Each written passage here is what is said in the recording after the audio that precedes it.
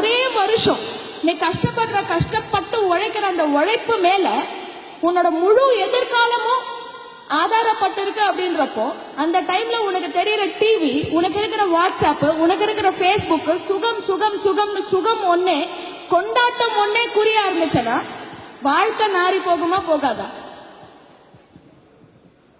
நாரி போகுமா போகாதா? இங்கதான் இருக்கீங்களா? கேட்டுட்டு இருக்கிறீங்களா? எங்களுக்கு என்னங்க 18 வயசு முடிஞ்ச உடனே கல்யாணம் பண்ணி வச்சிருவாங்க. அந்த காலம் எல்லாம் போயிடுச்சு. பொண்ணுங்க கல்யாணம் பண்ணிட்டு செட்டில் ஆகுறதுன்றது போயிடுச்சு. நீ பொண்ணா இருந்தாலும் சரி, நீ ஆணா இருந்தாலும் சரி, சின்ன சின்ன குறிக்கோள்களை வச்சுட்டு வாழ்க்கையை என்னைக்குமே வாழக்கூடாது. இங்க உட்கார்ந்துட்டு இருக்கிற பசங்க, எங்க வீட்டுல வறுமையா இருக்கு, என்னால ஒரு 12வது முடிச்சுட்டு டிரைவர் வேலை மட்டும்தான் நான் பார்ப்பேன், இல்ல நான் அந்த வேலை மாத்திரம் பார்ப்பேன், ஒரு மெக்கானிக்கா போவேன். சின்னதா குறிக்கோள்களை பிக்ஸ் பண்ணாத, பெருசா குறிக்கோள்களை பிக்ஸ் பண்ணு.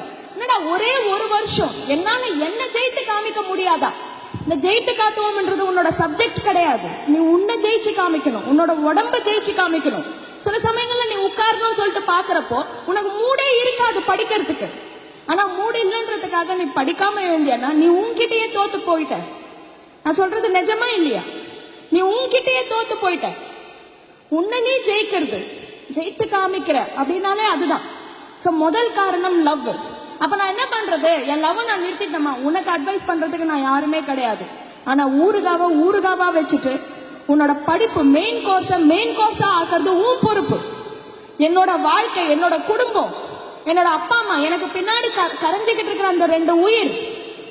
உனக்கு உங்க அப்பா அம்மா மேல கோபம் பெருசா தெரியலாம். எனக்கு ஷூ வாங்கி தரல, என்ன அந்த ஸ்கூல்ல சேர்க்கல, எனக்கு காசு கொடுக்கல, எனக்கு மொபைல் போன் கொடுக்கல, உனக்கு கோபம் பெருசா தெரியலாம். ஆனா அந்த ஒரு மொபைல் போன் வாங்கி தரத்துக்குள்ள, அந்த ஒரு ஷூ வாங்கி தரத்துக்குள்ள, அந்த ஒரு யூனிஃபார்ம் வாங்கி தரத்துக்குள்ள, உனக்கு ஃபீஸ் கட்டி முடிக்கிறதுக்குள்ள அங்க 2 உயிர் கரைஞ்சுக்கிட்டு இருக்கு.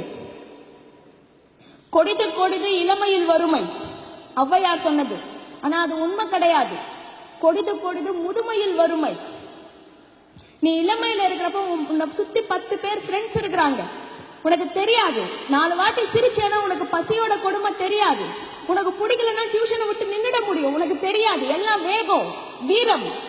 ஆனா 40 வயசுல உனக்கு வேலை பிடிக்குதோ பிடிக்கலையோ, 50 வயசுல உன் கைகள்ல வலி ஏறுற பிறகு என்னால முடியாது அப்படின்னு சொல்றப்போ வேலையை விட்டு நிக்க முடியாது. அந்த வேகாத வெயில்ல வேலை செஞ்சுதான் ஆகணும். முதுகு வலிக்குதுன்னு சொல்லிட்டு சும்மா உட்கார்ந்துட முடியாது, செஞ்சுதான் ஆகணும். எரிச்சல் பட்டோ செஞ்சுதான் ஆகணும். கொடிது முதுமையில் வறுமை. ஒரு உறவு நீ இழந்துட்டியனா திருப்பி கொண்டு வர முடியும்.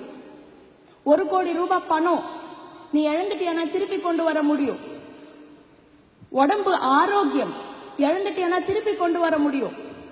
இந்த நொடி இதை திருப்பி கொண்டு வா. அடுத்த நொடி அத முட்டாளே தெரிஞ்சுக்கோ.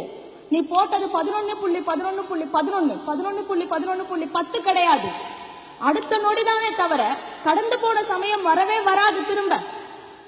இன்னைக்கு உனக்கு 17 வயசு, இன்னைக்கு உனக்கு 18 வயசு. நீ திரும்பி தலக்கீழ நின்று தவம் பண்ணாலும் 15 வயசுக்கு போக முடியாது.